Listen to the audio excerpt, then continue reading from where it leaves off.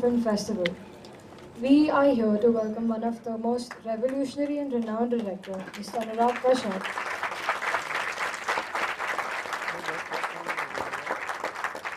I kindly request everyone to keep their cell phones on silent, please.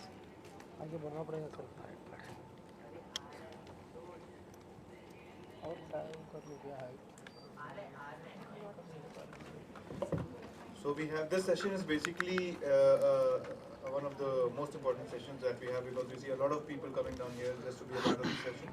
And this is a series of a coffee table series in conversation with Ajay Brahmatma ji with the renowned director, great director, Mr. Anurag Kashyap. So let's enjoy the session. Thank you so much.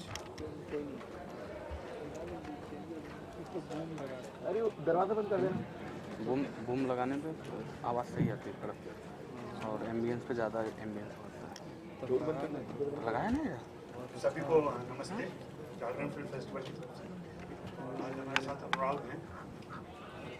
अनुराग से जागरण film festival का बहुत ही पुराना रिश्ता है, लगातार आप आते रहे हैं और दूसरे शहरों में भी आते रहे हैं। यहाँ हम लोग नए संदर्भ नए माहौल इसमें बातचीत करेंगे थोड़ी बहुत। आपको लेकर के बहुत सारे सवाल लोगों के बीच में भी रहते हैं, तो मैं पर्सनली जो भी सवाल आपसे पूछना होगा वो तो पूछूंगा ही। और जैसा इस बार हम लोग लगातार कर रहे हैं कि जो ऑडियंस है, जो लोग हैं, उनके भी सवाल हम लें, उनकी भी बातचीत हो, वो भी पार्टिसिपेट करें पूरी बातचीत में। आप लोग क्या चाहते हैं कि पहले सवाल से हम आप ही लोगों के सवाल से शुरू करें या हम लोग बातचीत शुरू करें और फिर आप लोगों के सवाल पे आए?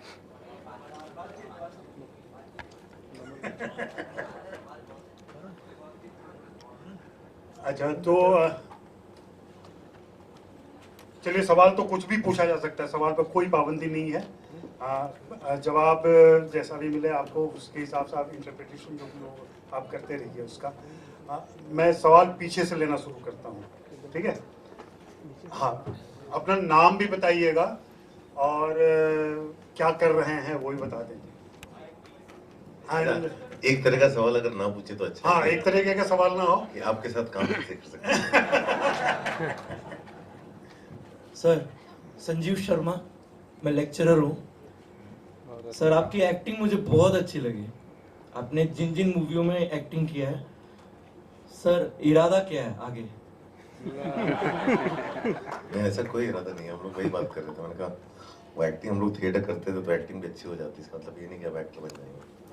मैं खाना भी अच्छा बनाता हूँ, इसका मतलब ये नहीं कि रेस्टोरेंट खोल लूँ। मैं सिर्फ फिल्म बनाना चाहता हूँ।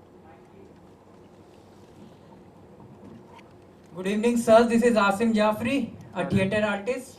आराम से बोलो। सर, आप भी थिएटर से हैं, तो आजकल जो मॉडलिंग से लोग आ रहे हैं वो डायरेक्ट एंट्री पा रहे हैं, उससे कहीं ना कहीं थिएटर आर्टिस्ट दब रहा है। And my second question is why can not we make a movie like Inception in India?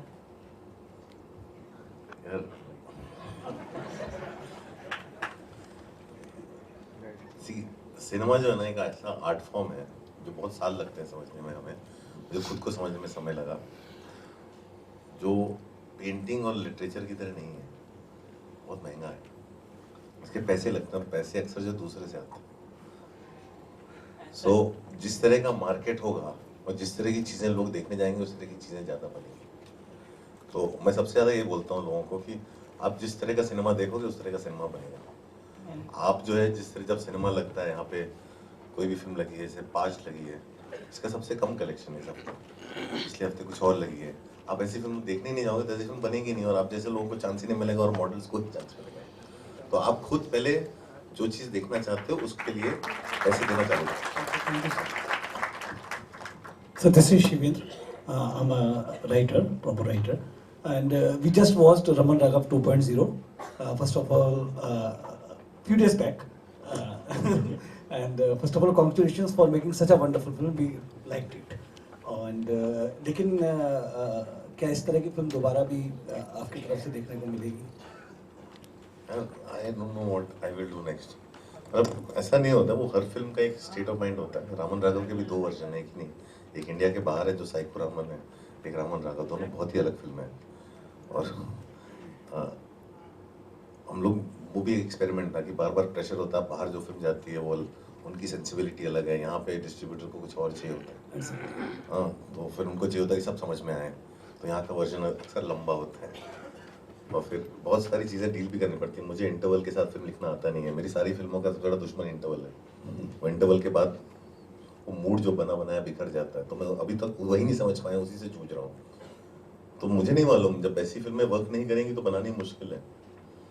तो फॉर मी रामन राघव जितनी भी सस्ती बनी हो, अगर उसका बॉक्स ऑफिस कलेक्शन जो है 7.25 करोड़ के ऊपर नहीं जा सकता, तो उस तरह की फिल्म ले जाकर के पिच करना किसी को और बनाना बहुत मुश्किल काम है। क्योंकि अक्सर जब हम लोग ऐसी फिल्में बनाते हैं तो हमें खुद की जेब में सिर्फ पैसे हैं नहीं बनाने के लिए। अब एक ही ऐसे आर्टिस्ट रहे हैं इंडिया में, फिल्म मेकर रहे हैं, M.F. हुसैन साहब, जो खुद के पैसे से फिल्में बनाते थे और वो जो चाहे बना सकते थे। वो किसी का की जवाबदारी उनके ऊपर नहीं थी। हम लोग या तो स्टेज तक पहुँचें और फिर हम लोग करें, तो फिर ऐसी 10 फिल्में और बनाओ, लेकिन वो होता नहीं है। हम लोग को जितनी भी हमारी काफ़ी सारी फिल्में, मसान हो, लंच बॉक्स है, मॉनसून शूट आउट है, उसकी आधे से ज़्यादा फंडिंग बाहर से आती है, तब वो फिल्में बन पाती है, ताकि उसका प्रेशर इंडियन मार्केट में बहुत कम होता है। अनुराग, यहाँ एक सवाल है कि जब फैंटम आप लोग ने स्थापित किया, बनाया, फैंटम के पीछे की क्या फिलॉसफी थी, क्या करना चाहते थे और उसमें कितना सक्सेसफुल रहे? नहीं, वो तो हम लोग का डे पर डे है जाता है। मतलब फैंटम के साथ ये था कि फैंटम तब बनी थी जब gangs of Wasseypur last moment पे ऑलमोस्ट रुकने के कगार पे आ गई थी। और फैंटम गैंग्स ऑफ वासेपुर काफ़ी सारा डेवलप मेरे साथ विकास बैल ने किया था। और फिर एक मोमेंट ऐसा आया जब किसी को उसमें फेथ नहीं था, शूटिंग के 2 दिन पहले, और 2 दिन पहले हमने एक स्टूडियो से दूसरे स्टूडियो में गए। किस्मत थी कि वायाकॉम वापस शुरू हो रहा था और उनको पसंद आया प्रोजेक्ट। हमारी शूटिंग 5 दिन डिले हुई और फिल्म बन गई, नहीं तो फिल्म शायद बन नहीं पाती। तो उस तरह की जब इनसिक्योरिटी आती है और ये होता है कि किसी भी तरह का, मतलब हम अपनी फिल्म बनाना चाहते हैं, हमारे लिए कुछ भी हो, लेकिन सामने वाला जो इन्वेस्ट कर रहा है उसके लिए बिजनेस है। सो वो अपनी जगह एकदम सही है, हम भी अपनी जगह सही हैं, लेकिन हमें कहीं ना कहीं वो रिस्पॉन्सिबिलिटी हमारी है।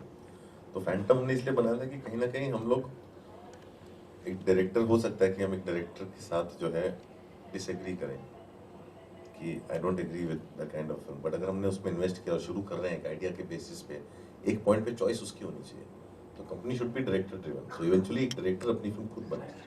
फैंटम के पीछे बनाने का रीज़न वो था और उसमें रहा है हम लोग, मतलब सक्सेस फेलियर जो है, सक्सेस वेरीड लेवल्स के रहे हैं, फेलियर्स भी हमने बहुत बड़े देखे हैं। मतलब फेलियर्स की हिस्ट्री में सबसे ऊपर हमारा नाम है, लेकिन उससे हमको बहुत कुछ सीखने को मिलता है और हर स्टेप पे हम लोग नया नया कुछ कर रहे हैं। अभी हम लोग ने जो पिछले 1 साल में डेवलपमेंट किया है, जो भी चीज़ कर रहे हैं हम लोग, उसके बावजूद जाके उड़ता पंजाब बनाई या रामन राघव बनाई या India in a day release किया, इस तरह की चीज़ें करने को मिल रही हैं जो अक्सर नहीं हो पाता। हम लोग वो है, वो तो स्लो जर्नी है, हमारे पास इतना बैंडविड्थ नहीं है कि हम बहुत ज़्यादा काम कर सकें।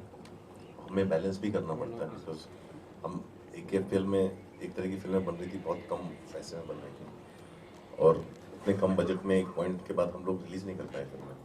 Hitler's, Ramkor, monsoon shoot out अभी भी अनरिलीज्ड पड़ी है, क्योंकि हमने फिल्में बनाने के लिए पैसे तो इकट्ठा कर लिए थे, लेकिन फिल्मों को थिएटर में लगाने के लिए हमें कहीं सपोर्ट नहीं मिला, हम पैसे नहीं ला पाए। और कई बार क्या था, ऐड फिल्म करके इकट्ठा करते थे, कुछ करके इकट्ठा करते, लेकिन उतना हम हो नहीं पाए बैठ के, एक पॉइंट आदमी थक जाता है। सो फैंटम से हमें वो काफ़ी सारी स्ट्रेंथ मिली है, लेकिन वही है कि हमको एक रामन राघव के लिए के साथ एक उड़ता पंजाब भी बनती है। एक उड़ता पंजाब जैसी फिल्म को पॉसिबल करने के लिए, क्योंकि इसका अंडर प्रोडक्शन कॉस्ट जो है इतना कम नहीं है, सो हमें जाना पड़ता है। We need stars and we need stars who believe in the film, वो come within the philosophy of the film. वो बहुत बड़ा स्ट्रगल है, वो कांस्टेंट चलता रहता है। सो उस तरह की चीज़ें हैं, मतलब जो बाहर के लोगों को नहीं समझ में आती। मतलब बहुत लोग से बोलते हैं आप ऐसी फिल्म क्यों नहीं बनाते, आप गुलाल दोबारा क्यों नहीं बनाते, नहीं बन सकते। और गुलाल इसलिए बनी थी 8 साल में, क्योंकि उस फिल्म में एक आदमी ने 1 रुपया नहीं चार्ज किया था। आपने पीयूष मिश्रा के जितने गाने सुने हैं, पीयूष मिश्रा के सारे गाने उन्होंने फ्री में कंपोज किए थे। और हर आदमी ने, पूरी फिल्म का कॉस्ट 2 करोड़ था 8 साल में, क्योंकि हर आदमी एक पैशन के साथ जुड़ा था उस फिल्म के साथ। वो अभी नहीं पॉसिबल है, इसलिए वो फिल्म इतनी सस्ती थी और बन गई, क्योंकि किसी का फेथ नहीं था उस फिल्म के अंदर। तो ये सब चीज़ें इतनी आसानी से होती नहीं है। आज की डेट में हर आदमी बहुत एंटाइटल्ड है। हम लोग तो कैसे भी फिल्म बनाते थे, but today I meet young boys जिनको सबसे पहले अपनी सैलरी जानी, वो अपनी जगह सही है, उनको हक है अपनी सैलरी मांगने का, हम नहीं दे सकते कई बार। तो हम लोग अपनी चॉइसेस खुद ही करते हैं। तो हम लोग ने जितनी, मैंने जो 13-14 फिल्में बनाई है, उसमें मुझे फीस कुछ 3 फिल्मों में मिली है, बाकी फिल्में फ्री में बनी, क्योंकि वो मेरा सोर्स ऑफ इनकम कहीं बाहर होता है। बट हम लोग ये चीज़ें लोगों को जब समझाने जाते तो नहीं होता है। हमारी फिल्में इसलिए बन पाती हैं कि उनका कॉस्ट लो है, उनका कॉस्ट लो है, और उसमें हर आदमी इसलिए नहीं आता कि मैं इतना सीखा हूँ या इतना, मतलब यहाँ बैठ के मैं एनवी नहीं कर सकता कि उस आदमी से अच्छा फिल्म मेकर हूँ, मुझे उससे ज़्यादा पैसे दो। उसकी फिल्म पैसे जनरेट करती, मेरी नहीं करती। जो जनरेट करता है उसको मिलेगा, जो नहीं करता उसको नहीं मिलेगा। और क्योंकि वो एक्सेप्टेंस है और क्योंकि आप वो बात जानते हो, इसलिए आपकी फिल्में बनती है। मेरे लिए फिल्म बनाना ज़्यादा इंपॉर्टेंट है, इसलिए हर साल मैं फिल्म बना पाता हूँ, because market finds it easier to deal with. So people themselves become very unreasonable. आधे से लोग, ज़्यादा लोग कॉन्सेप्ट लेके घूमते रहते हैं, जब तक पैसा नहीं मिलेगा स्क्रिप्ट नहीं लिखते। मैंने पिछले 3 महीने में 5 स्क्रिप्ट खत्म कर दिए विद डायलॉग्स, और उसको लेके मैं मार्केट कर रहा हूँ, क्योंकि मुझे जाके काम करना है। It's not about that, it's not about clever. I'm saying that's a drive I don't see in people. आपको बैठना पड़ेगा, आपको लिखना पड़ेगा, आपको जाना पड़ेगा। मेरे पास ऐसे है कि ये नहीं बनाओगे तो ये है, ये बना दो, जिसके पहले पैसे मिल जाए वो बना दूंगा। बट वो ड्राइव बहुत कम है, क्योंकि अभी सबको बहुत ज़्यादा अवेयरनेस है सबको, और लोगों के कंपैरिजन जो है रिलेटिवली बहुत ही उनके माइंड में करेक्ट है। वो उनकी खुद की जर्नी है, खुद ही सीखेंगे, बट इन रियलिटी वो थोड़ा सा अनफेयर है, क्योंकि आप एक जगह जाते हैं, आपको एक तरह की फिल्म का एक तरह के पैसे जनरेट होते हैं, दूसरी तरह की फिल्म में दूसरे तरह के पैसे जनरेट होते हैं, इकोनॉमिक्स चेंज हो जाता है। हमारी जो छोटी फिल्म बनाता हूँ उसमें कम असिस्टेंट्स होते हैं, और जो बाकी मेरे पुराने असिस्टेंट्स फ्री में आगे हेल्प करते हैं। और इसलिए, और क्योंकि सस्ती फिल्में बनाता हूँ, इसलिए न्यू कमर्स के साथ काम करता हूँ, क्योंकि उनके साथ सड़क पे शूट कर सकता हूँ, क्योंकि लोगों को पहचानते नहीं। मेरे न्यू कमर्स के लोगों को लगता है मेरा कोई शौक नहीं किसी को लॉन्च करने का। मेरे इकोनॉमिक फिल्म का इकोनॉमी नहीं अलाउ करता मुझे कि मैं नॉन फेसेस का काम करूँ। If I want to shoot on a road, मैं नहीं कर पाता शूट। अगर बहुत सारे जाने पहचाने लोग होंगे, भीड़ लग जाएगी, तो हम लोग नहीं शूट कर पाते। तो हम लोग नए लोगों के साथ इसलिए शूट करते हैं कि हम कहीं भी कैमरा लेके घुस जाते हैं, किसी को पता नहीं चलता, हम शूट करके निकल जाते हैं। तो हर चीज़ का एक अपना रहता है। हम लोग अभी तो इसलिए भी भीड़ लग जाती है कि भले ही मैं एक्टर को नहीं पहचान, तो अनुराग कश्यप को पहचान लेते मैं तो अभी बता काम पे, इन 2 चीज़ों पे ज़्यादा जोर रहता है। काम बाद में देखा जाएगा, पहले नाम और दाम मिल रहा है। ये एक नया ट्रेंड, मैं उसको, आप इसको गलत भी नहीं ठहरा सकते, वो सबका अपना एक्सपीरियंस है। मैंने बहुत पहले डिसाइड कर लिया था कि मुझे, मेरे लिए फिल्म ज़्यादा ज़रूरी है, नाम नहीं। मैं कभी झगड़ा ही नहीं हुआ मेरा, हमारी फिल्म जब भी अटकती थी नाम के ऊपर, अपना नाम नीचे कर देता था या हटा देता था। तो भी वो पैटर्न हो गया। आप किसी मेरी फिल्म का क्रेडिट देखें, मेरा नाम सबसे नीचे होता है। मैं हर जगह अपना नाम राइटिंग में लिस्ट में सबसे नीचे डालता हूँ, प्रोड्यूसर लिस्ट में सबसे नीचे डालता हूँ। मुझे झगड़ा नहीं करना, मतलब बाकी झगड़े, तो है ना, इससे काम आसान होता है, काम जल्दी होता है। हम लोग का ऐसा एक बार हुआ था प्रॉब्लम, सबसे पहली बार ब्लैक फ्राइडे में, कि किसका नाम ऊपर आएगा किसका नीचे आएगा, और उसी पे कुछ 7-8 दिन जब डिस्कशन चल रहा था, मैंने अपना नाम एंड में डाल दिया, डायरेक्टर का। मैंने कहा आपका जहाँ डालना डालो, शर्म के मारे सबने फिर एंड में डाल दिया। तो यू नो, उससे क्या ना, आपका काम आगे निकलता नहीं, तो आप किस चीज़ के ऊपर बहस कर रहे हैं इवेंचुअली। तो छोटी छोटी चीज़ों में बहुत लोग अटके रहते हैं, और उसमें नहीं हो पाता काम।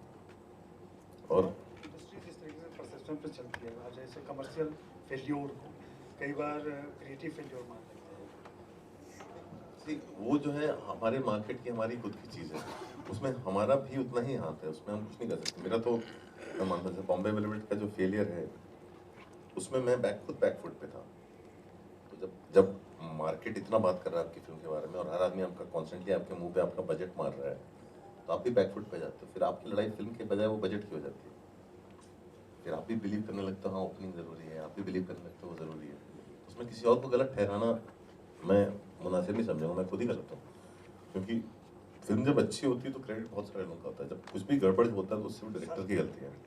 तो डायरेक्टर के पास पावर है नो बोलने की। मैंने जिन जिन पेज को जहाँ जहाँ पे नो नहीं बोला उसकी वजह से प्रॉब्लम है। नो कहना मेरे हाथ में है। तो अगर मैं एक्सेप्ट करता रहूँगा तो फिर मैं एंड में जो एंड रिजल्ट होगा वो मेरी प्रॉब्लम है, वो किसी और की प्रॉब्लम नहीं है। सजेशन तो हर आदमी देता है। क्या सबक रहा बॉम्बे फिल्म गेट का? मैं तो भूल गया, मीडिया नहीं भूली। मतलब ये था कि हाँ अब इतना महंगा फिल्म आने पे ऐसी प्रॉब्लम है तो मैं सस्ती फिल्म बनाऊंगा। इसका रिजल्ट मेरा ये था कि मैंने अगली फिल्म 3 करोड़ में बनाई, और मुझे था कि जितनी जल्दी बनाऊंगा उतनी जल्दी मेरी लास्ट फिल्म चेंज होनी बहुत जरूरी है। तो अभी मेरी लास्ट फिल्म बॉम्बे रोड नहीं है, अभी मेरी लास्ट फिल्म रामन राज है। अभी लगातार जो चीज़ डिस्कशन में है, लगातार जो कहा जा रहा है कि स्टूडियो सिस्टम फेल कर रहा है, और उसमें जिन 5 फिल्मों के नाम लिए जाते हैं उसमें एक बॉम्बे वेलवेट भी रहता ही है। इनकी वजह से सारा सिस्टम, मतलब तो एक आपकी फिल्म, उनमें से एक फिल्म आपकी भी थी जिसकी वजह से पूरा इकोनॉमी, पूरी सिस्टम ही करप्ट है। बट वो सही बात भी है क्योंकि लेकिन ये सच्चाई कितनी है कि वास्तव में क्या स्टूडियो फेल हो गए हैं? अब नहीं, क्या ऐसा नहीं सिस्टम है। उभर के आने वाला है? सिस्टम के हमारे सिस्टम का प्रॉब्लम थोड़ा अलग है। ये प्रॉब्लम हमारे सोसाइटी का है बहुत। मतलब हम लोग जो हमेशा बोलते हैं हमारी सोसाइटी नेपोटिस्टिक है, हमारा सिस्टम ही नहीं सोसाइटी। हम वो देश है जिसने एक ही परिवार के लिए इतने साल वोट किया। हमारे यहाँ जब शादी के रिश्ते आते हैं तो वो आते हैं ऐसे कि अब फलां की बेटी या फलां का बेटा है। शादी लड़का क्या करता है उससे नहीं होती, लड़का किस घर से उससे शादी होती है। तो हम लोगों का पूरा सिस्टम ही ऐसा है, करेक्ट। उस तरह के जब सिस्टम में है, स्टूडियो आ रहा है, स्टूडियो को फिल्म बनाने के लिए जब पहले प्रोड्यूसर अपने पैसे लगाता था तो सारी जिम्मेदारी उसकी खुद की होती थी, अपने घर गिरवी रखे जाते थे। स्टूडियो सिस्टम में क्या है कि आप सारा, आपको सिर्फ स्टार चाहिए।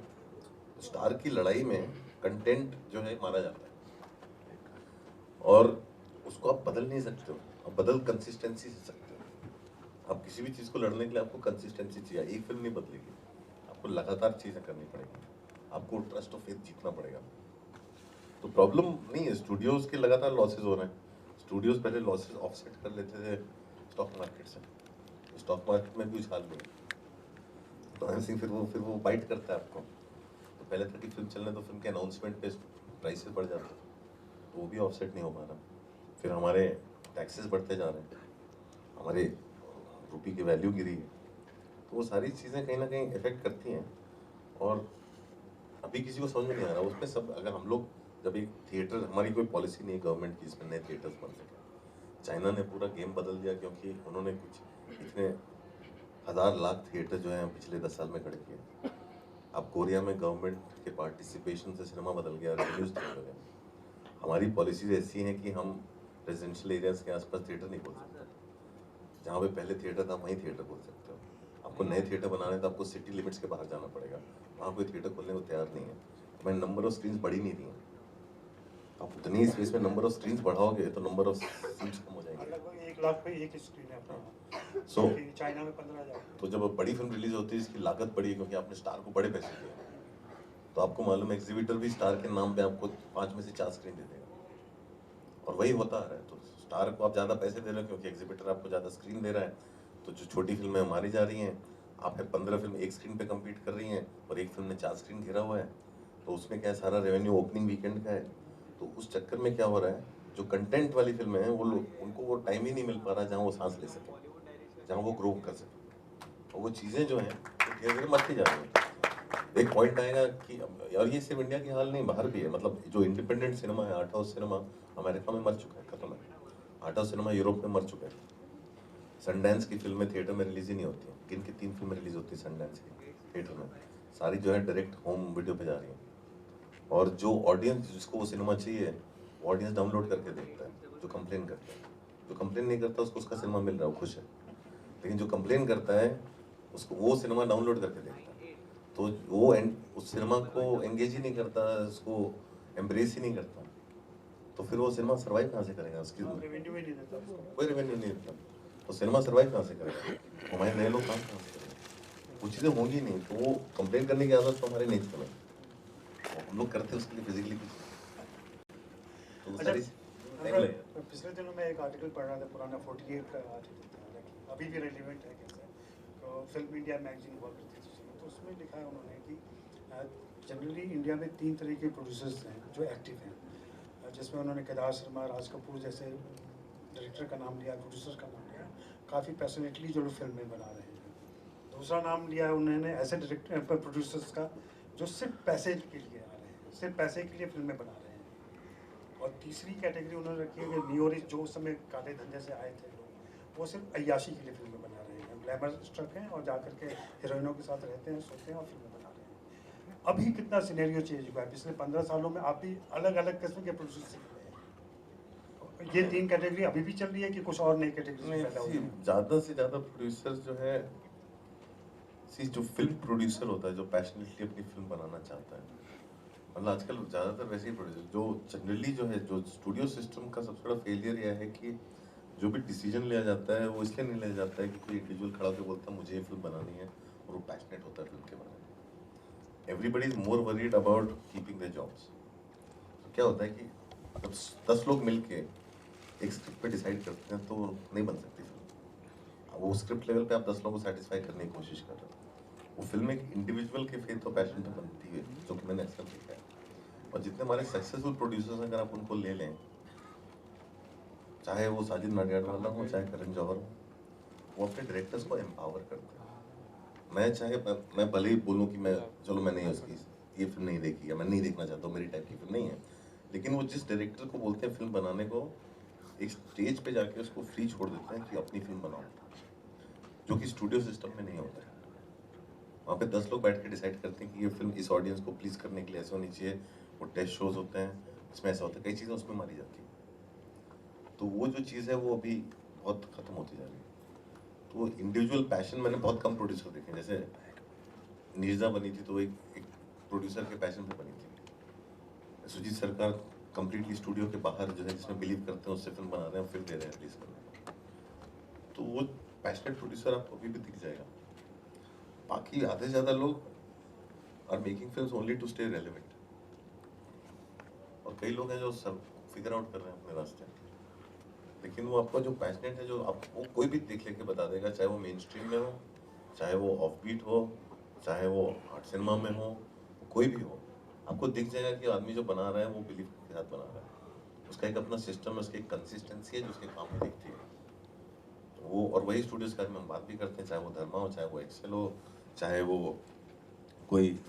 मनीष मुंद्रा हो, हमसे आप हर देख सकते हो उनकी जो कंसिस्टेंसी उनके कामों में दिखती है। तो उस तरह की चीज़ें हैं। आप साउथ में लो सीवी रेड्डी हो, या फिर वो मराठी में हैं, वो सारे तो पूरा का विवेक कजरिया का गैंग है, वो सब लोग जैसी फिल्में बना रहे हैं आपको दिखते हैं वो प्रोड्यूसर्स, तो एक तरह के सर्टन सिनेमा को सपोर्ट कर रहे हैं। तो ऐसा मान सकते हैं कि आने वाले समय में अगले 4-5 सालों में यही स्थिति रहेगी जहाँ इंडिविजुअल नहीं, वो हर चीज़ में करेक्शन आदित्य चोपड़ा से लेकर के और करण जौहर, अनुराग कश्यप, तमाम ऐसे लोग, वो लाइफ साइकिल है, हर चीज़ जाएगी, एक पॉइंट पे फेल करेगी, फिर करेक्शन होगा, फिर खड़ी होगी, वो तो होता रहेगा। उसको आपको अपना काम करते हैं। मुझे मालूम है कि मैं यहाँ से नहीं जा रहा हूँ। बहुत अच्छी बात है। हाँ, फिर हम कुछ आगे से किसी को सवाल पूछना है जी? अरे माइक। सर, आपने फिल्म के लिए एक्टर्स को तैयारी कैसे करवाते हैं फॉर द रोल? लाइक आप कहते हैं मेथड एक्टिंग में जाने के लिए, आप जो भी प्रोसेस है वो मैं जानना चाहता हूँ। नहीं, मेरा कास्टिंग के बारे में बहुत सारी धारणाएं हैं। मैं क्योंकि आप मुझे मालूम है अभी 3 लोग तो एक्टर्स बैठे थे जिन्होंने सवाल पूछे, और अंदाज़ा है कि बहुत सारे एक्टर्स भी होंगे, और सबको मेरा सब लोग अक्सर आते हैं बोलते हैं कि आप कैसे कास्टिंग करते हो, मैं ये भी कर सकता हूँ, वो भी कर सकता हूँ। और ये चीज़ बहुत सारी मेरे बहुत पुराने डिस्कशन हो चुके हैं इसमें। एज एन एक्टर हमें लगता है कि हम सब कुछ कर सकते हैं। मैं खुद भी स्टेज पे बहुत काम किया, मुझे भी लगता था मैं बहुत अच्छा एक्टर हूँ। और मैंने अभी तो आप लोगों ने मुझे फिल्म में एक्टिंग करते हुए देखा है। मैंने कुछ 5 फिल्में की थी एज ए लीड रोल, जो किसी ने नहीं देखी थी। हाँ, जो ये 93 की बात है। और जो इतना स्टेज करने के बाद जब अपने आप को पर्दे पे देखा, मुझे रियलाइज़ किया कि मैं बहुत ही ख़राब एक्टर हूँ पर्दे पे, और जितना मैं अपने मन में जीता हूँ मैं क्यों नहीं कर पाता हूँ। मैंने खुद ही डिसाइड किया और एक्टिंग छोड़ दी। उससे मुझे काफ़ी हेल्प मिली एक्टिंग करवाने में लोगों को, कि ऐसा क्यों है जो आप जो कर पाते हो स्क्रीन पे ट्रांसलेट नहीं कर पाते। और गलत फहमियाँ बहुत सारी दूर हो गई, हमें लगता हम बहुत कुछ कर सकते हैं। मेरी मनोज भाई जो मेरे बहुत परम मित्र हैं, मेरे बड़े भाई जैसे हैं, बहुत झगड़ा होता था हमारा उस ज़माने में। और कई झगड़े इस बार भी शुरू हुए क्योंकि शाहरुख खान दिल्ली से थिएटर से जब आए थे तो स्टार बन गए थे, और बहुत सारे लोग उनके बाद आए वो नहीं बन पाए। तो शाहरुख दिल्ली में थिएटर में छोटे रोल करते थे, और जो ज़्यादा लोग बड़े लोग करते थे वो नहीं बड़े स्टार बन पाए।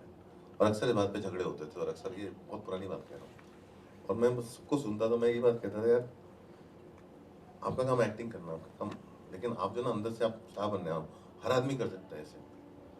लेकिन जब शाहरुख करता है तो फिर 10 लोग ताली बजाते हैं, मैं करूंगा तो लोग बोलेंगे भाई जाए यहाँ से। स्टार एक अलग चीज होती है, एक्टिंग एक अलग चीज होती है। एक्टिंग में आप बन जाओ, अपने अपना काम करते रहो चुपचाप। एक्टिंग को लेकर के लोग जब अपने आप को देखने लग जाते हैं ना थर्ड पर्सन में, प्रॉब्लम वहां शुरू होती है। बहुत सारे एक्टर्स खत्म हुए हैं क्योंकि वो कुछ करने से पहले अपने आप ऑलरेडी उनके कंपैरिजन चालू हो गए थे, और कंपैरिजन बहुत अनरियल होते हैं। क्योंकि मैं अपने आप को ज़्यादा बेहतर एक्टर समझता हूँ, तो मुझे उससे ज़्यादा मिलना चाहिए जो उसको मिल रहा है वहाँ पे। तो उसमें कई लोग खत्म हो जाते हैं। और मैंने अक्सर देखा है कि फिल्म इंडस्ट्री के जो लड़के बड़े होते हैं वो ज़्यादा संभले हुए होते हैं। जो बाहर से एक्टर आता है वो एक फिल्म के बाद पगला जाता है, ये फैक्ट है। और ये मेरा बता रहा हूँ, 23 साल में मैंने जो बाहर से एक्टर आते हुए, आपने उनका ग्रेटेस्ट परफॉर्मेंस देखा होगा पहली फिल्म में, उसके बाद देखा होगा ये क्यों फालतू रोल कर रहा है, वो डील नहीं कर पाता सक्सेस से। उसके अंदर सक्सेस और फेलियर को झेलने की, सहने की तमीज नहीं होती। और मैंने ऐसे ऐसे ज़हीन लोग देखे, बहुत समझदार लोग देखे, उनकी सारी समझ जो गायब हो जाती है जब कैमरे के फ्लैशेस चालू होते हैं। तो ये जो है प्रॉब्लम बहुत ज़्यादा है, और सबको लगता है कि क्योंकि मैं अच्छा एक्टर हूँ मेरी कास्टिंग क्यों नहीं। कास्टिंग इसलिए नहीं होती, कास्टिंग टाइप के साथ होती है। मैं एक्टर्स को ज़्यादातर रिपीट नहीं करता हूँ, मैं जो रोल लिखता हूँ उसके हिसाब से एक्टर ढूंढता हूँ, और अक्सर वो रोल के 50% एलिमेंट्स उस एक्टर में ऑलरेडी पहले से होते हैं। इसीलिए कई बार वो बोलता है कि आपकी फिल्म इतना अच्छा किया, फिर क्यों नहीं कर पाया। मैं तो उसकी कास्टिंग गलत थी। Casting is also an art. आप कितने भी बड़े एक्टर हो जाओ, अगर आपकी कास्टिंग सही नहीं है तो आप कहीं नहीं जाने वाले। तो वो रोल, वो कास्टिंग और आपका टैलेंट जब तक मेल नहीं होगा, आप कभी, आपको लगेगा ही नहीं कि आपके साथ आपको लाइफ में वो मिला जो आपको लगता है कि आप डिजर्व करते हो। तो बहुत ज़रूरी है, वो पर्सनैलिटी से और लाइफ एक्सपीरियंस से आता है। आधे ज़्यादा लोग आजकल पढ़ते ही नहीं। जो हम लोग को लाइफ एक्सपीरियंस हम लोग को ऐसे नहीं मिलता, वो पढ़ने से मिलता है। आप लोग नाटक ही नहीं देखते, लोग थिएटर करने से भागते हैं। लोगों को कि मैं गया थिएटर करने, मेरे को बैक स्टेज करा रहे 3 महीने से, 6 महीने तो मैंने झाड़ू मारा है यार। हमने भी पोस्टर लगाए, हमने भी टिकट बेचे हैं, श्री राम सेंटर से लेके पृथ्वी थिएटर तक। तो ये सब चीज़ों से आप जितना भागोगे ना, वो वही चीज़ें आपको सिखाते हो, वो लाइफ एक्सपीरियंस से आप भागते हो। फिर आप जब जाते हो उस कैमरे के सामने, आप अंदर खाली होते हो। तो वो सारी चीज़ें होती नहीं लोगों के अंदर, तो आपको वो सब चीज़ें पहले करनी पड़ेंगी। आप जियो ज़िंदगी जो आप नहीं जी पाते हो। आजकल तो सबको, कोई लोग हिंदी में लिखते ही नहीं, पढ़ते नहीं। मैं तो अभी भी हिंदी में लिख के उनको रोमन में ट्रांसलेट करना पड़ता है। बहुत सारी चीज़ें आपको, मतलब अपने आप लाइफ एक्सपीरियंस से सीखोगे। और एक्टिंग करने के लिए बस करते रहो, वो दिख जाएगा किसी को। अगर आप अच्छे हो, आप दिख जाओगे। कोई अच्छा आदमी ऐसा नहीं है, मैं भोपाल में और कानपुर में कौन अच्छा एक्टर कौन से थिएटर ग्रुप में कर रहा है, पटना में उसके नाम मुझे मालूम है, मेरे पास लिस्ट में पहुंच जाते हैं। तो आपको मेरे ऑफिस में आने की जरूरत नहीं, मैं ढूंढ लूंगा। तो मैंने अक्सर ढूंढे। तो इसलिए बोलता हूँ आप लोग सही तरीके से काम करने शुरू करो, अपना काम करो, थिएटर करो, शॉर्ट फिल्म बनाओ। आजकल तो बहुत आसान है, शॉर्ट फिल्म बनाओ, एक अच्छा परफॉर्मेंस आपकी शॉर्ट फिल्म को वायरल कर देगा। भले ही 6 महीने लगे, चाहे 1 साल लगे। मैंने ऐसी ऐसी शॉर्ट फिल्म देखी जो 1.5 साल के बाद लोगों ने सडनली देखना शुरू किया। आपका काम पहुंच जाएगा। और बहुत जरूरी है, जो लोग असिस्टेंट बनना चाहते हैं उनके लिए भी मैं बोल सकता हूँ कि डायरेक्टर के पीछे घूमोगे कभी नौकरी नहीं मिलेगी। क्योंकि अक्सर क्या होता है कि जब आप टीम डिसाइड करते हो, तो मैं ऐसे 4-5 लोग चुनता हूँ जिनको मैं चिल्ला सकूँ। वो मेरी गाली तभी सुनेंगे जब उनको अपनी टीम चुनने का हक मिले। मैंने उनको 5 लोग दिए, इनके 5 के साथ काम करो, ये काम हुआ क्यों नहीं, तो मेरे को पलट के बोलेगा कि मैं जिस आदमी के साथ काम करना वो तो आपने दिया ही नहीं है, अब इसको मैं कैसे सुनाऊँ। तो जिसको असिस्टेंट बनना, उसको सबसे पहले फिल्म में जाके एसोसिएट डायरेक्टर कौन है वो पूछना चाहिए। एसोसिएट डायरेक्टर असिस्टेंट की टीम बनाता है, कास्टिंग डायरेक्टर एक्टर्स ढूंढते हैं। डायरेक्टर के पीछे घूमने से कुछ नहीं होता है। हाँ, पूरा सिनेरियो, पूरा काम करने का तरीका आपका क्या है जी। माइक इधर देंगे, एक एक करके 1 मिनट। हाँ, 1 minute. Hi Anurag, my name is Ali Haider. I'm a screenplay writer, I'm an actor too.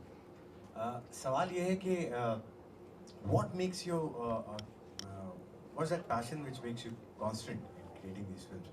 Normally, I met a lot of directors starting. Jishu bhai I met, and he told me इनकी जो पहली film थी हासिल, तो इतनी परेशानी थी उस वक्त उन्हें कि he didn't have the money to make that film and he got money है। उसके बाद उन्होंने कुछ शॉट्स लिए, घूम के भी लेके देने फाइनल। कांस्टेंट आपको अनुराग, आपकी जो फिल्में हमने देखी हैं वो कैसे आप passion, what's that fire in you that make you constant on making this film? ऐसा कोई फायर नहीं है, मतलब दूसरी चीज मुझे समझ में नहीं आती, मतलब मुझे और कोई सिनेमा समझ में नहीं आता है, मुझे बनाया नहीं जाता है, जो आपको आता है वही करोगे ना, ऐसा कुछ नहीं है।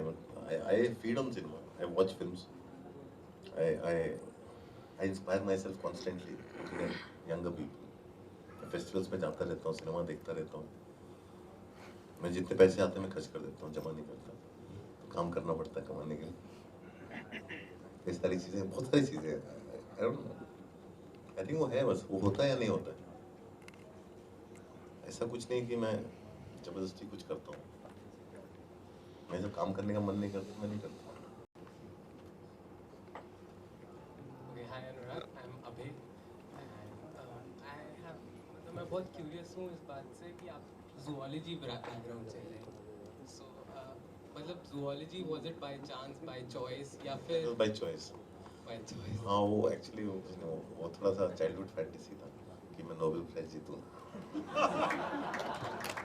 I was studying to be a scientist because I wanted to do something like that. So it was just then I gave up on it. इसका कोई इन्फ्लुएंस आपकी फिल्म में नहीं, कुछ नहीं, but till I think finished my third year I had no idea I will come into films. I did not discover cinema until I finished my third year.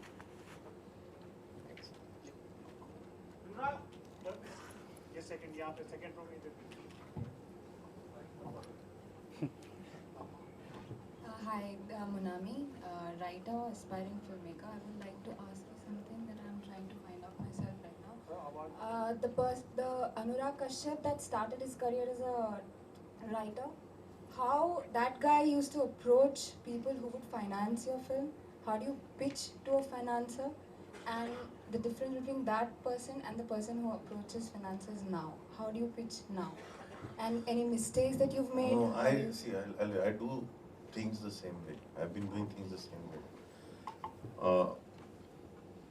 Very important thing that I learned was do not depend on anyone. It's very important to do everything. If I don't have an assistant, I can do all my 80s job. I have learned every art aspect of it over a period of time. When I came into the industry, I don't know how many people here were there. I think only Richie was there. I don't think anybody else knows me from that time. Yes, sir, आप नहीं हैं.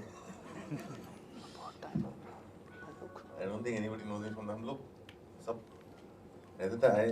I loved writing, and the film industry was largely family owned business. There were no studios then, and outsiders were not really welcome. लेकिन मैंने लिखना कभी बंद नहीं किया. मैं लिखता था और कहीं भी लिखता था, किसी के लिए भी लिखता था, फ्री में भी लिखता था, मेरे को बस लिखने को चाहिए था. और डेली सोप आपने ये भी बताया लिखने की क्या स्पीड रहती थी? हाँ, मैं वो आज भी लिखता हूँ. अब then I to probably write 100 pages a day. Now I can write 40. हाथ थक गया, बुढ़ा हो गया. बट उस समय में ऐसा था कि I think the reason I got so much work was daily soap शुरू हुए थे, कोई और 3 एपिसोड दिन के डिलीवर नहीं कर पाता. I used to get a lot of work. ये आदमी लिख देगा. और शुरू की जो स्क्रिप्ट्स लिखी थी, कई फिल्में जिनमें मेरा नाम नहीं है, वो इसलिए मिलती थी क्योंकि वो सब ट्राई कर लेते थे. शूटिंग के लिए 3 दिन बचते तो मेरे पास आते थे लिखते. मैं 3 दिन में लिख के देता था. तो उस समय इसलिए काम मिलता, लेकिन पैसे नहीं मिलता. उनको ईजी इसलिए था क्योंकि उनको मालूम था ना मैं पैसे मांगूंगा ना मैं नाम मांगूंगा. और कुछ नहीं मांगता था, लोग दे देते थे. और मुझे मालूम है हर दिन कोई एक आदमी आएगा जो है, वो एक होगा आउटसाइडर जिसको लगेगा कि इसको इसका राइटफुल क्रेडिट मिलना चाहिए.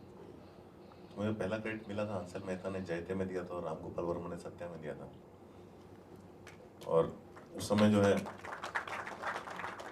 उसके पहले मैंने बहुत सारा काम किया हुआ है. मैंने इतनी सारी फिल्म इंडस्ट्री शायद इसलिए जानती कि कई सारे ब्लॉकबस्टर्स मैंने लिखे हैं जिसमें मेरा नाम नहीं है. मैं कभी नाम लूंगा भी नहीं और कभी किसी इंटरव्यू में बोलूंगा भी नहीं, लेकिन लोगों को मालूम है जिसके लिए मैंने किया. और कई बार 90% फिल्में तो कॉपी ही होती थी उस समय. मुझे अपना नाम उसमें डालना भी नहीं अच्छा लगता था. तो it help me both ways. और then I decided one point, because I got so conscious of it that most of the films are copying, कि मैं भले ही लिखूं I used to only take dialogue credits. I stopped taking story script credits. I was very ashamed of taking that credit. So ऐसे लिखते रहे, कुछ ना कुछ काम होता रहता था, कोई काम छोटा बड़ा नहीं होता है। और पिचिंग के लिए था कि the very first lesson I learned was nobody knows anything. जब आप किसी को स्क्रिप्ट या कुछ सुना रहे होते तो बेसिकली देख रहे होते हैं कि आप उसमें कितना फेथ रखते हो। They judge a film based on your confidence, and that confidence can't be faked. If you're really confident about something, it will come through, and most people fake it. They end up being overconfident. तो आप किसी चीज़ में believe करते हो, दिखता है, वो सामने वाले के आँख में दिखता है। आप 2 मिनट में पता कर सकते हो कि आदमी झूठ बोलता है कि नहीं बोलता है। When you look into their eyes, and that's the only thing that translates.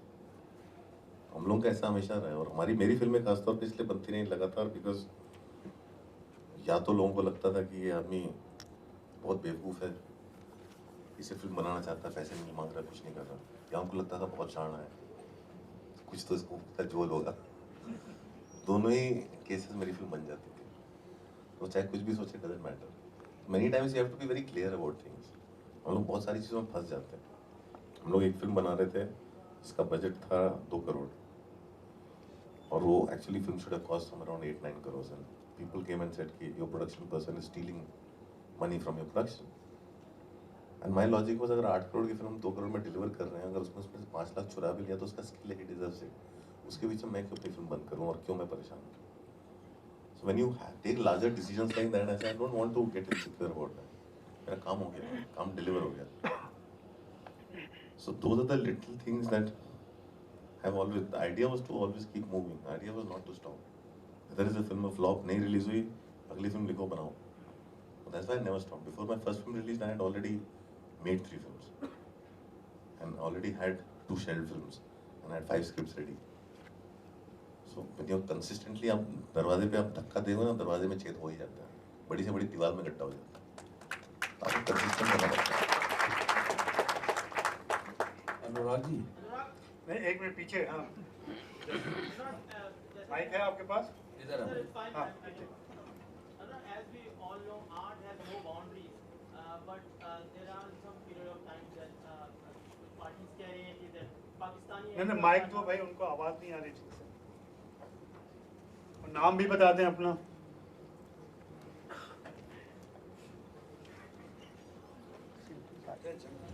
Yeah, hi Anurag, Siddharth here from Bollywood Helpline.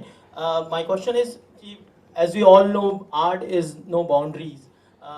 But अभी हाल ही में जो कुछ वाक़यात चल रहे हैं, पाकिस्तानी एक्टर्स को इंडस्ट्री में काम करने से रोका जा रहा है, या फिर उन्हें यहाँ पे काम करने से रोका जा, बतौर इंडस्ट्री से, या being a director, what do you want to take on this? आपके पास कल के लिए हेडलाइन नहीं है। This is something. नहीं, माइक है, किसी और सवाल कोई और पूछे। अनुराग जी, आप पर्सनली क्या सोचते हैं Anurag? Is this justify enough? एक लाइन में आपको जवाब दूंगा। That will be fine. हाँ, बहुत सिंपल चीज़ है। फॉर मी, आप आर्ट जो होती है ना, वो जो आर्टिस्ट होता है, एक बहुत अच्छी चीज़ करण जौहर ने खुद कही थी कि अगर फवाद खान को आप भेजना चाहते हो ऑफिस, ठीक है, भेज दो। अगले नेक्स्ट 5 स्टेप्स बताओ क्या करोगे। अगले 5 स्टेप बताइए आप क्या करेंगे, कि उसके बाद आप क्या करना क्या चाहता है, अगर उसके भेजने से क्या प्रॉब्लम सॉल्व होगी, उसके भेजने से नेक्स्ट स्टेप क्या लेने वाले हैं, बताएं तो सही अगले 5 स्टेप क्या। बट अनुराग, बस अजय जी एक लास्ट है प्लीज। हाँ, दूसरे को दीजिए। अनुराग जी,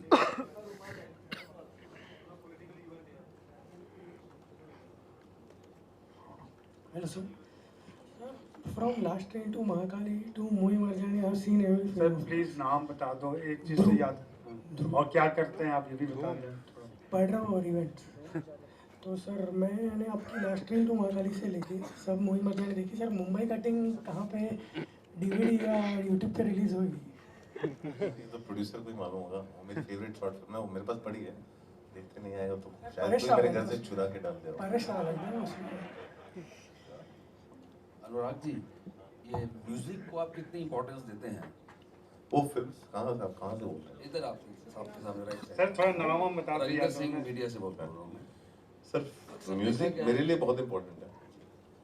म्यूजिक को लेके मेरे दिमाग में बहुत सालों तक प्रॉब्लम थी, क्योंकि अक्सर मैं ऐसी फिल्में बनाता था, यहाँ पे बोला जाता था कि यार तुम बहुत ज़्यादा यूरोपियन हो, हाँ बहुत बाहर से इन्फ्लुएंस्ड हो, हिंदी फिल्में नहीं बनाते। बाहर जाता था लोग बोलते थे बहुत बॉलीवुड हो, गाने होते तुम्हारे पीछे में। तो कई सालों तक तो मुझे यही नहीं था कि मैं हूँ कहाँ। और फिर एक पॉइंट में आपको रियलाइज होता है कि यार म्यूजिक तो सुनता हुआ बड़ा हुआ ना बचपन से, गाने म्यूजिक हमारे जिंदगी का बहुत बड़ा हिस्सा रहा है। तो म्यूजिक के बिना तो मैं फिल्म बना नहीं सकता हूँ। और फिर म्यूजिक को यूज करके यूनिवर्सल लैंग्वेज ढूंढना भी अपने आप में एक चीज़ है। तो कई बार तो वो रिपीटेटिव भी हो जाता है, जिस तरह से मैं म्यूजिक यूज करता हूँ। एक कॉन्स्टेंट एक्सरसाइज होती है कि कैसे रिपीटेटिव ना हो। म्यूजिक के बिना मैं तो फिल्म नहीं बना सकता हूँ। और म्यूजिक मेरे लिए बहुत ज़्यादा इंपॉर्टेंट है। वो कई चीज़ें अब मैं म्यूजिक में एक्सप्रेस कर पाता हूँ जो हम लोग फिल्म में नहीं कर पाते। म्यूजिक कई बार मुझे हेल्प करता है वो सारी चीज़ें कहने का जो हमें हमारे कंट्री में कई चीज़ें अलाउड नहीं होती, चाहे वो सेंसर हो चाहे पॉलिटिकली अलाउड नहीं हो। तो म्यूजिक के थ्रू कई बार कई चीज़ें कही जा सकती हैं। अच्छा अनुराग, आपने एक बहुत बड़ा फैसला लिया है अभी कि आप भोजपुरी में फिल्म बनाएंगे। इस फैसले पर आने की वजह और भोजपुरी फिल्मों के संदर्भ मैं फिल्में मतलब यूपी मेरा बहुत बड़ा ग्राउंडिंग रहा है। और कई सालों से मैं देखा, मतलब जो होता है कि जब आप देखते हो फिल्में, मैंने चाहे तिथि देखी हो या आपने यू टर्न देखी है, अभी साथ नहीं देखी तमिल की फिल्म, या इतनी सारा मराठी सिनेमा देखा, तो कहीं ना कहीं क्या होता है जब मैं एक हिंदी फिल्म बना रहा होता हूँ तो मेरे सामने एक अलग लड़ाई है। मैं हिंदी फिल्मों से डायरेक्टली कम्पीट कर रहा हूँ। मेरा पीएन है हिंदी फिल्म जैसा, और एक बड़ी हिंदी फिल्म आती है सुनामी की तरह, और डजंट मैटर आपने क्या फिल्म बनाई हो, सब थिएटर से बाहर हो जाती है। रीजनल सिनेमा जो है कहीं ना कहीं सर्वाइव करता है उन सब के बावजूद। और मैं भोजपुरी की ऐसी भाषा तो है नहीं जो गूढ़ जो किसी को समझ में ना आए। हिंदी भाषी को, जिसको हिंदी समझ में आती है उसको भोजपुरी समझ में आएगी। और इतनी मैं ठेठ भोजपुरी फिल्म भी नहीं बनाऊंगा, मतलब जो हम लोग डायलेक्ट है वो यूज़ करते हैं, जो हम पहले भी कर चुके हैं कई बार। और ये कि क्योंकि मेरी जो जन्मभूमि वही है और मेरी कहानियाँ वहाँ की हैं, और वो कहानियाँ जब भी मैंने कही हैं, वो कैरेक्टर जब भी मैं लिखता हूँ तो कहीं ना कहीं वो एक नए तरह से लोगों के लिए बाहर आते हैं और वो हेल्प भी करता है। तो मेरे लिए ये है कि मैं भी थोड़ा वहाँ जाके फिल्म बनाना इसलिए चाहता हूँ। 2 फिल्में हमारी स्क्रिप्ट रेडी भी हो चुकी हैं। उसका रीज़न ये है कि एक दोनों भोजपुरी की है। हाँ, 2 स्क्रिप्ट हैं, दोनों भोजपुरी डायलेक्ट में, दोनों यूपी बेस्ड फिल्म है। और रीज़न ये है कि मैं वहाँ जाके नई चीज़ें एक्सप्लोर करना चाहता हूँ। भोजपुरी सिनेमा को जिस तरह से देखा जाता है वो बहुत ही, लोग उसको फूहड़ सिनेमा समझते हैं, लोग सोचते हैं कि बेमतलब का सिनेमा है। उसको भी हम लोग थोड़ा ऑल्टर करना चाहते हैं, और होप ये है कि कहीं ना कहीं वो ऑल्टर होगा तो सपोर्ट सिस्टम भी आएगा यूपी में। जब वो सपोर्ट सिस्टम भी आएगा तो हम लोग को कहीं ना कहीं एक वो, बिकॉज हिंदी रीजन वही रहेगा, हिंदी पढ़ने वाले भी वही रहेंगे, हम यहाँ पे भी हिंदी पढ़ने वाले हैं, तो वो थोड़ा सा स्ट्रांग होगा, वो थोड़ा मजबूत होगा। और उसके दम पे हम लोग खड़े होकर और भी बहुत सारी चीज़ें एक्सप्लोर कर सकते हैं। हमारा सिनेमा रूरल जाएगा, मैं चाहता हूँ बहुत सारी चीज़ें वो कर पाएगा जो मैं जब तमिल में और कन्नड़ में और मराठी में देखता हूँ और जलता हूँ, वो सब कर पाऊँगा मैं। लेकिन आपकी इस विजन को अगर हम जोड़ के देखें, जो यूपी की पॉलिसी है, बिहार में अभी आने वाली है, झारखंड में आ रही है, उससे बहुत सपोर्ट मिलेगा इस तरह का सिनेमा बनाने में। मतलब इस तरह का सिनेमा बनाने में ये सारी पॉलिसी से सपोर्ट मिलेगा। और जब अभी क्या होता है कि जब आप चाहते हो, पॉलिसी इसलिए आई है क्योंकि वो लोग इनवाइट करना चाहते हैं कि वहाँ पे सिनेमा बने। सिनेमा जो एक तरह का कल्चरल एम्बेसडर भी बनता जा रहा है, स्टेट का, कंट्री का, हर जगह का। तो जब हम इस तरह का सिनेमा बनाना चालू करेंगे तो एक सपोर्ट सिस्टम भी बनना चालू होगा स्टेट में, क्योंकि वहाँ पे इस तरह का सिनेमा शूट करने लोग आ रहे हैं, लेकिन वो ऐसा लोकल सिनेमा वहाँ पे ऐसा बन नहीं रहा है। तो सपोर्ट सिस्टम है, लेकिन जो बाकी सब आपको चाहिए वो सब चीज़ें अभी नहीं है, तो वो भी बनना शुरू होगी। तो कहीं ना कहीं वो है, हम लोग अगर करेंगे, कोशिश करने में क्या जाता है। हाँ, लेकिन मुंबई से ऐसा दिख रहा है कि बहुत सारे लोग विदेशों में तो चले जाते हैं शूट करने के लिए, लेकिन बॉम्बे का मेन स्ट्रीम सिनेमा जो है, जो लोग हैं, मतलब एक सलमान खान का उदाहरण छोड़ दें, अगर जो यूपी में गए थे शूट करने के लिए, उसके अलावा पूरा बिहार, यूपी, मध्य प्रदेश में ज़्यादा इंटरेस्ट नहीं है लोगों का, और सिनेमा का सब्जेक्ट भी उधर का नहीं है। वहाँ पे मैं थोड़ा सा डिसएग्री करूँगा, क्योंकि लोगों का इंटरेस्ट ज़रूर है, वहाँ सिनेमा शूट करना इतना आसान नहीं था अभी, क्योंकि ये सब पॉलिसीज आई पिछले 2-3 सालों में, आसान हो गया। हम जब वासेपुर पे शूट करने गए थे तो आसान नहीं था। मतलब वासेपुर जब हम लोग शूट करने गए थे तो उसमें आधी से ज़्यादा शूटिंग इसलिए हो पाई थी क्योंकि मैंने वहाँ शूट किया था जहाँ मैं खुद बड़ा हुआ हूँ। मैंने उसी घर में शूट किया था, जो ऋचा चड्डा का जो घर था वो घर था जहाँ मेरा भाई पैदा हुआ, जिसमें दबंग बने, ये भी वहीं गया। ये भी वहीं के। तो हम लोग ने रनपरा में शूट किया था, ओबरा में शूट किया था, बनारस में अपने घरों में शूट किया था, मेरी मौसी फिल्मों में थी, मेरे मामा फिल्मों में थे। वो जो पहाड़ी जो उड़ती हुई दिखाई थी वो शॉट ले पाए थे, हम लोग इतनी दूर चले गए थे क्योंकि पावर हाउस में मेरे फादर ने काम किया था, तो इसलिए वो फिल्म बन पाई थी, नहीं तो फिल्म कभी बन नहीं पाती। जब भी हम बनारस में शूट करने आए, हमारी शूटिंग अक्सर रुक जाती थी, क्योंकि वहाँ के लोग कैमरा देखते उनको पता नहीं क्या होता, वो कैमरे में ऐसे झांकते रहते कैमरे में से कितना क्या निकल के आके डांस करना है। वो प्रॉब्लम है वो, तो उस दिक्कत की वजह से लोग नहीं जाते हैं। एक भी स्टार वहाँ चला जाए, वहाँ देखिए किस तरह का बकेड़ा खड़ा हो जाता है, तो वहाँ पे शूट करना मुश्किल है। इंटरेस्ट सबका रहा है शुरू से। अभी जो ये पॉलिसीज आई हैं, जो सपोर्ट सिस्टम आया है, और बिकॉज ऑफ जो पिछले 5 सालों में वो चाहते हैं कि सिनेमा बने, और वो पुलिस का बंदोबस्त होना चालू हुआ, परमिशंस मिलनी चालू हुई, तो इसलिए पिछले 3-4-5 सालों में शूटिंग शुरू हुई है। तो आप क्या चाहते हैं वहाँ की सरकारों और लोगों से, क्या एक्सपेक्ट करते हैं आप? क्या चाहते हैं कि वहाँ एक माहौल बने और सिनेमा थोड़ा शिफ्ट करे इधर से, बॉम्बे का प्रेशर थोड़ा कम हो? बॉम्बे का प्रेशर तो कम नहीं हुआ, लेकिन चाहता हूँ कि सिनेमा हर जगह का अपना बने। मतलब हमारा सिनेमा अभी हिंदी बहुत ज़्यादा रह नहीं गया, थोड़ा ज़रूरी है, और वो आएगा वहीं से जो जो वहाँ के लोग हैं। अब वहाँ पे जब हम लोग भी बड़े हो रहे थे, हमें कहाँ मालूम था कि हम बॉम्बे जाएंगे, वो एक्सेसिबल नहीं लगता बॉम्बे, तो जब वहाँ पे सिनेमा पहुँचेगा तो एक्सेसिबल हो भी जाएगा। इधर लेफ्ट साइड में माइक दीजिए। हाँ, लेफ्ट में अच्छा, हाँ ये यहाँ सामने भी जस्ट आपसे निकल के आपको Okay, thanks. I'm Major Mohammad Ali Shah. I met you a couple of years back. You remember that? No, I want to know, when you cast for a film, there's some actors you said you don't take them because they're good actors. They might be very good actors. There's some actors who are like chameleons. They can fit into any character. That's what actors do. It's not true. It's not true. It's absolutely not true. Okay. I've not yet seen an actor who can fit into every character. Yeah? It is because, somehow I also think many times, and with no offense, I genuinely, and I say this is a line, I can say it here, I always say there are 3 genders, male, female and actors. Actor is the 3rd gender. Every actor thinks that he's the center of the universe, and every actor thinks he can do that. But show me an actor and tell me an actor who can fit to anything. Okay, From Nasir Bhai to Nana Patekar, no actor. नहीं, मैं 3 actor की बात करूँगा. बोलिए. Sir Lawrence Olivier. No. Disagree. I can hear him eyes closed and I can tell you he's Lawrence Olivier. Okay. Nasiruddin Shah. No. Kamal Hassan. No. Okay, these 3 are my idols. No, so it's not. See, they are great actors. Nasir Bhai is somebody I respect there. Even Kamal Hassan. Right. But they're not civilians. I'm saying that's a disillusion we should not live under. Right. Cinema is a different language. On stage, see, the difference between cinema and theatre is, in theatre, my audience is there. I need to reach out to the audience. Right. I modulate my voice, I need my speech, I need my body language to reach out. On stage, any actor can be a chameleon.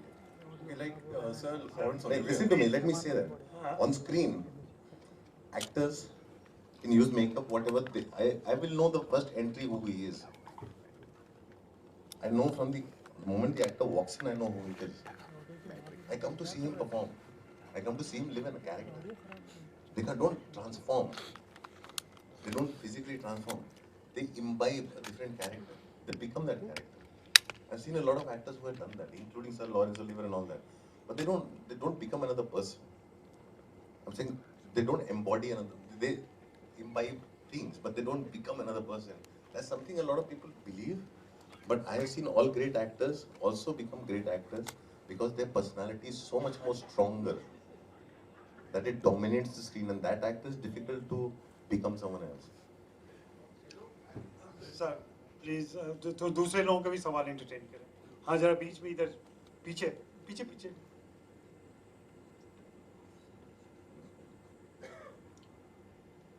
So for the younger generation, what would you say, sir? Because in the industry, not every director has had a formal education in cinema.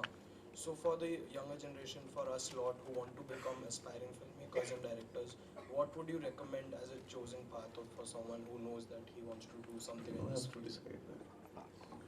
You have to decide that. You do what you want to do. I sometimes believe you guys have it much more easier. It's also easier and complicated both. Every coin has two sides. It's easier because you have a phone you can shoot a film on. You have YouTube where you can exhibit it. You have to just work harder because there are too many now. Because everybody is making out a short film, everybody is doing the same thing. So how to not be lost in the crowd? That's up to you, and that will not come if you're trying to imitate someone else. That only comes from finding your true, honest self. And idea is to just keep doing it. ये सामने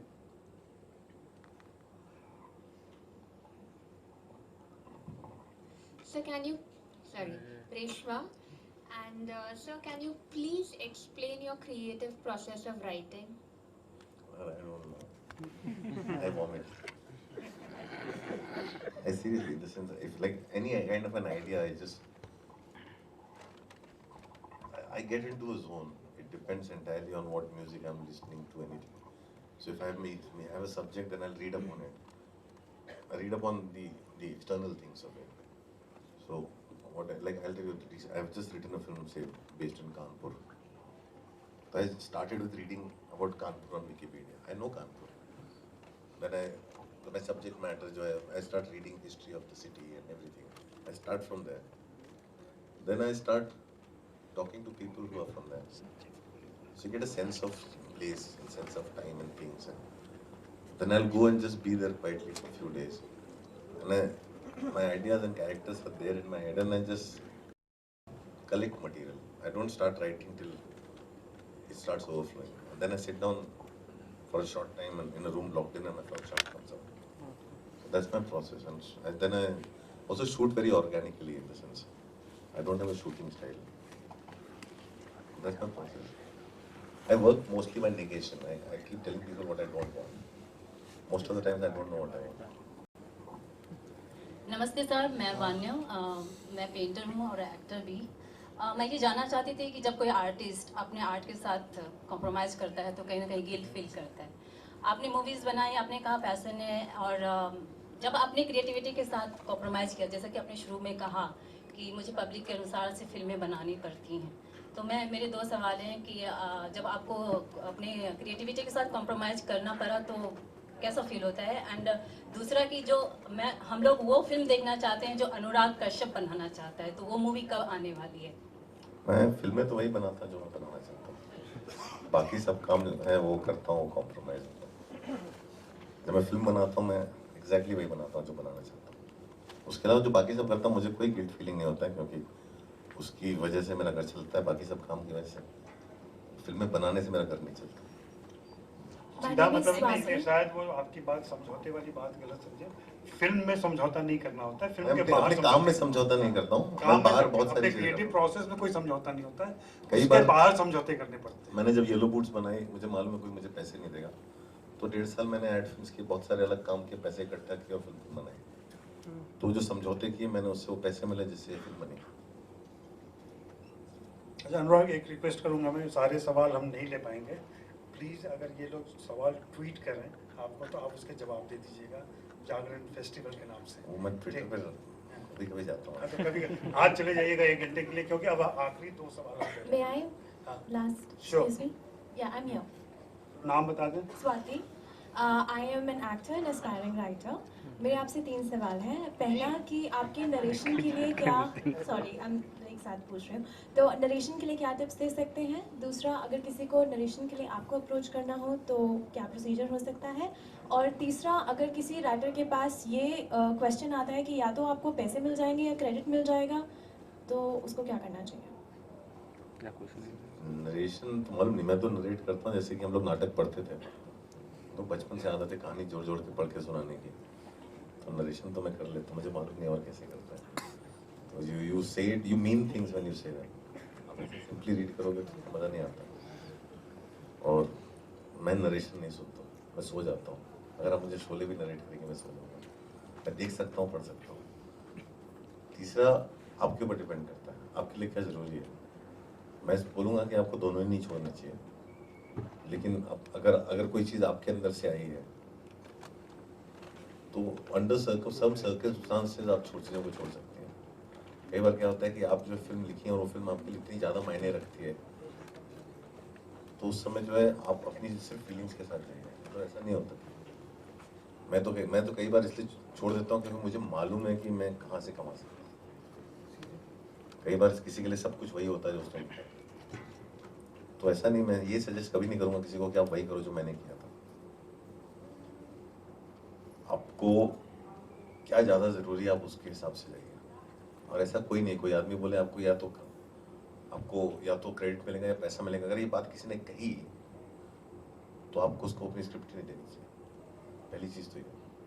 क्योंकि जब मैंने ये सब चीज़ें की थी ऐसा नहीं था कि वो आइडिया मुझसे नहीं आया था कभी, हमेशा आइडिया सामने वाले का रहता था, उसको सिर्फ एक आदमी चाहिए था जो एग्जीक्यूट कर सके।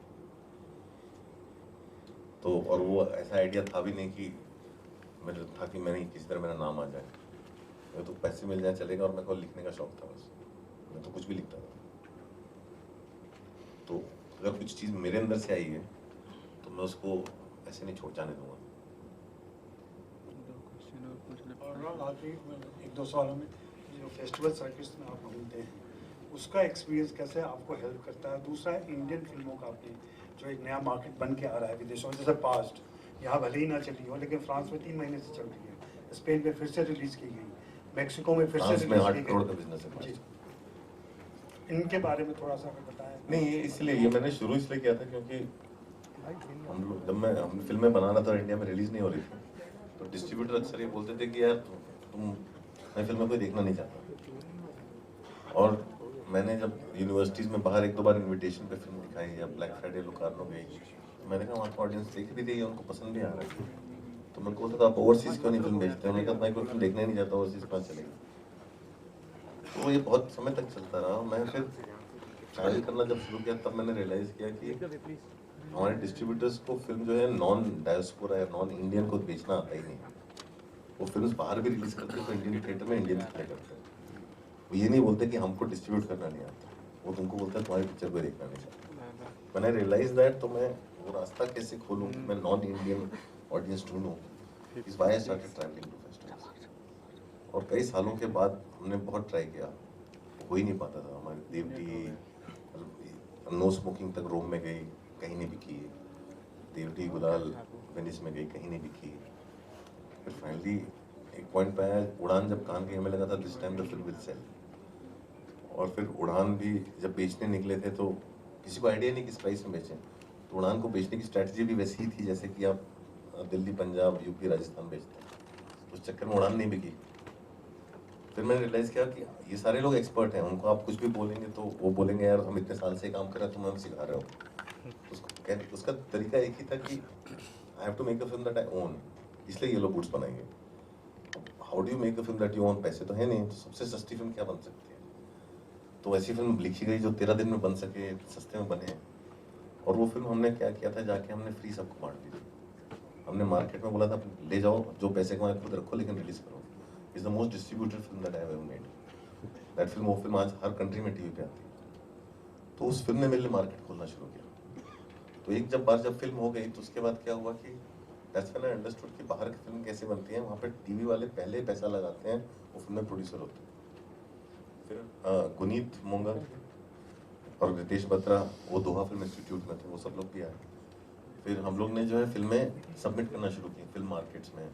फिल्म बाजार होता है यहाँ गोवा में, फिल्म बाजार से शुरू हुआ। नीना लाल गुप्ता ने बहुत बड़ी हेल्प की। फिर हम लोग ने इन्वेस्टमेंट मिलना चालू हुआ, हमारी फिल्में में इन्वेस्टमेंट बाहर से आने लगा। तो आटे ने इन्वेस्ट किया, कभी किसी ने इन्वेस्ट किया। जब वो इन्वेस्ट करते हैं तो वो जो है फिल्म अपने सैटेलाइट के लिए खरीद रहे हैं। तो हमें मसान में 300,000 यूरोज मिले। इस तरह से फिल्में बन पाती थी। ये नहीं तो ऐसा फिल्में कभी बन नहीं पाती। मॉनसून शूटआउट में पैसे मिले, लंच बॉक्स में मिले। तो ये उनके इन्वेस्टमेंट है। तो फिर फिल्मों के लिए फ्रेंच मार्केट खुला, जर्मन मार्केट खुला। अभी जैसे रामन राघव फ्रांस में फरवरी में रिलीज है, साइको रामन। ये साउथ अमेरिका में 29 तारीख से रिलीज होना चालू हो रही, पूरा साउथ अमेरिका रिलीज होगा। तो उनका कॉस्ट हम लोग का इतना लो होता है। और जब ये ट्रैवल करती है तो उसके बाद जो है वहाँ सैटेलाइट पे भी आती है, वहाँ कंट्री के टीवी खरीदता है, और मार्केट ऐसे बढ़ते जाता है। और लैंग्वेज क्योंकि यूनिवर्सल है, तो ये फेस्टिवल में ट्रैवल करने से समझ में आया। लोग क्या फेस्टिवल्स को ट्रीट करते हैं ओलंपिक्स की तरह, फेस्टिवल में चले गए, अवार्ड मिल गया। तो हम लोग हर तरह की फिल्म एक तरह के फेस्टिवल में होती है। मेरी फिल्म के लिए डायरेक्टर्स फोर्टनाइट वर्क करता है। वो जॉनर फिल्म फेस्टिवल के लिए सबसे अच्छी जगह उनका मक्का मदीना डायरेक्टर्स फोर्टनाइट है। वहाँ से आप सिटीज जाओ, आप जो है फैंटास्टिक फिल्म फेस्ट जाओ, वहाँ जाओ, हम लोग की जर्नी एक फिल्म के साथ हम लोग इवैल्यूएट करते हैं कि ये फिल्म कहाँ जानी चाहिए। जैसे कि आप चिल्ड्रन फिल्म बना रहे हो तो सबसे अच्छी जगह आपके लिए बर्लिन है। आप बर्लिन में जनरेशंस में जाइए, चिल्ड्रन फिल्म लेके आप कान और वेनिस जाओगे, फिर उसकी जर्नी गलत है पूरी। आप डॉक्यूमेंट्री बना रहे हो तो आप सनडांस जाओगे या फिर कहीं और जाओ, तो डिपेंड करता है कौन सी फिल्म बना रहे हो। उसके लिए आपको बैठ के बाकायदा कौन से फेस्टिवल में कैसी फिल्म ब्रेकआउट करती है, कहाँ जाती है, सब स्टडी करना पड़ता है, जो कोई करता नहीं है। यहाँ पे लोग हवा में किसी भी फेस्टिवल में जाते हैं, तो वो मैं समझा के थक गया हूँ, अभी मैं चुप हो गया हूँ, तो वो लोगों को समझ में नहीं आता नहीं में। तो फिल्म फेस्टिवल में जाने का रीज़न ये है कि मैं अपनी सर्वाइवल के लिए फिल्म फेस्टिवल में जाता हूँ। मेरी फिल्म जब ट्रैवल करती है, मैं नॉन स्टार कास्ट फिल्म के लिए मैं वासेपुर किसी को पता नहीं चलती बन रही है अगर वो कान नहीं जाती, तो इंडिया में भी उससे पता चला, बाहर भी पता चला, उसकी जर्नी अभी तक चल रही है। वो फिल्म अभी रिलीज होती है, लंच बॉक्स हर कंट्री में रिलीज हुई है। तो ये सारी चीज़ें जो है फेस्टिवल और कौन से करेक्ट फेस्टिवल से जाएंगी तभी निकलेंगे। तो हम लोग, मैं पहले से बैठ के वैल्यूएट करता हूँ कि इसको कहाँ भेजना चाहिए, कैसे जाना चाहिए। हम बहुत सारे फिल्म मेकर्स के साथ हम लोग करते हैं। फेस्टिवल जाने का रीज़न वो है, कोई रीज़न नहीं है। मतलब हमारा खुद का सर्वाइवल है, खुद का सर्वाइवल, खुद का मार्केट एक्सपैंड करना, और उसकी वजह से बहुत काम भी आता है बाहर से। तो 2017 में हम क्या देखने जा रहे हैं? अभी हम लोग क्या काफ़ी काम हो रहा है, डेवलपमेंट हो रहा है, तो सारी नहीं, फैंटम का नहीं पूछ रहा हूँ मैं, अनुराग कश्यप का पूछ रहा हूँ। मैं तो 3 फिल्में लिख के रखी अभी तक, देखें क्या बनती है। शुक्रिया और धन्यवाद आप सभी का भी शुक्रिया, बहुत शुक्रिया। Thank you. अच्छी बात है, बस हो गया, इसके बाद कुछ नहीं मिलने वाला है। 1 to